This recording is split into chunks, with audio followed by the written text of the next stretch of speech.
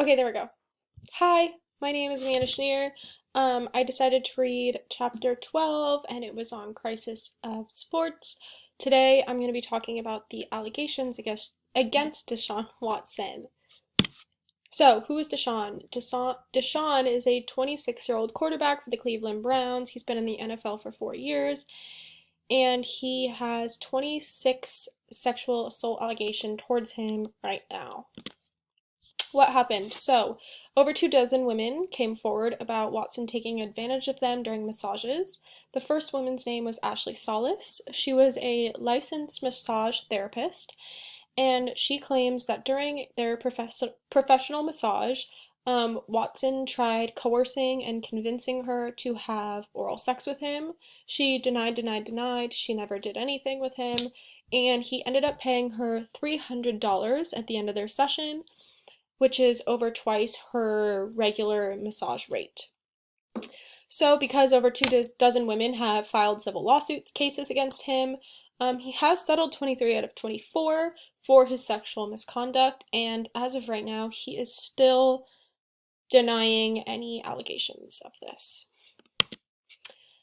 So, back in August, so his first incident that occurred happened in December of 2020. Ashley Solis, the first woman to file a lawsuit against him, didn't come forward until March 2021. So it was a couple months in between. And when this originally was presented to a judge, there was a judge by the name of Sue Robinson. She had determined that he had violated the league's code of conduct by engaging in predatory behavior, but only suspended him for 6 games.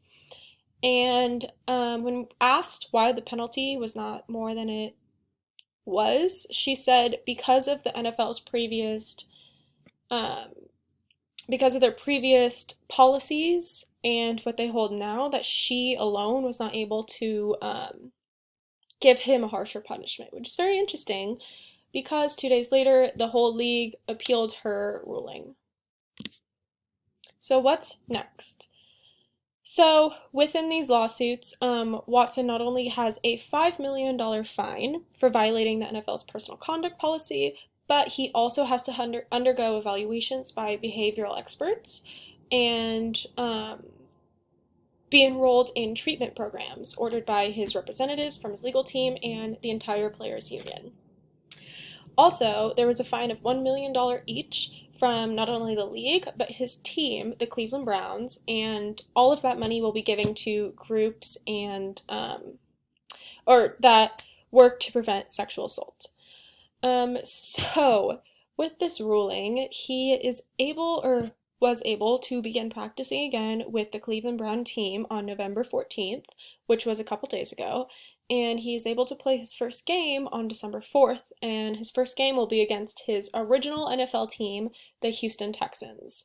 And they will be playing them again, and that's his first game he gets to be playing again in after all of these um, claims.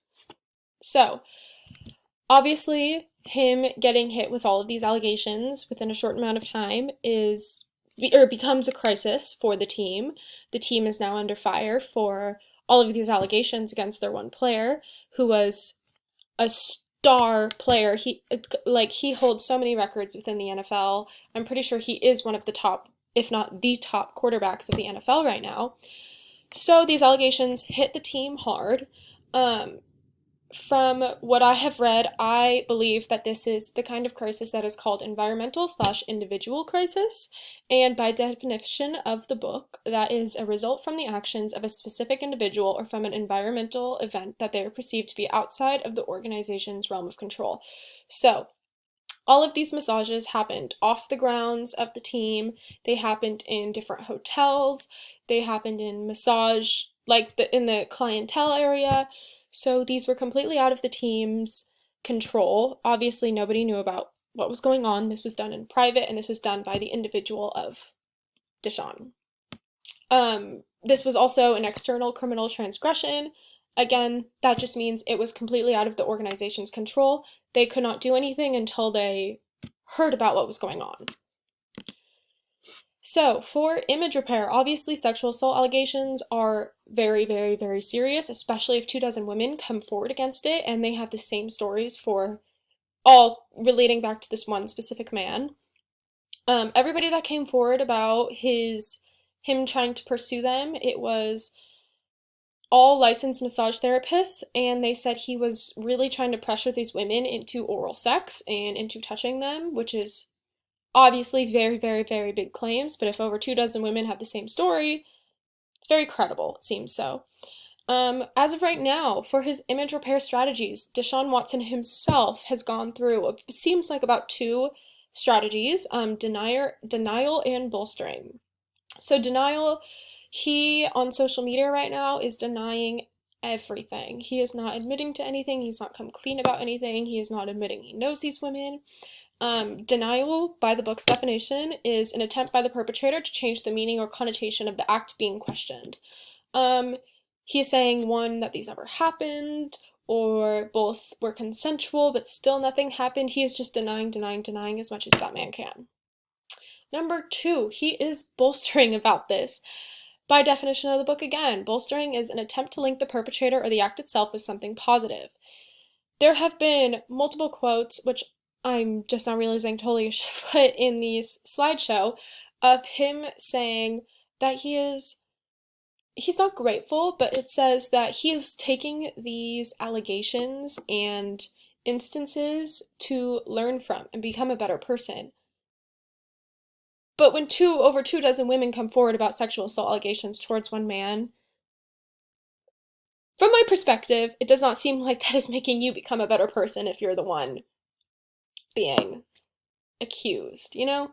I feel over 2 dozen women is too many for you to use this as a learning experience. That is just my perspective. So before he was only allowed to be in 11 games, the NFL did recommend he be suspended indefinitely and try again for the next season. That did not happen. Instead, again, he was just allowed to play or start practicing with the team on November 14th instead of being suspended for the entire season, which I thought was very interesting.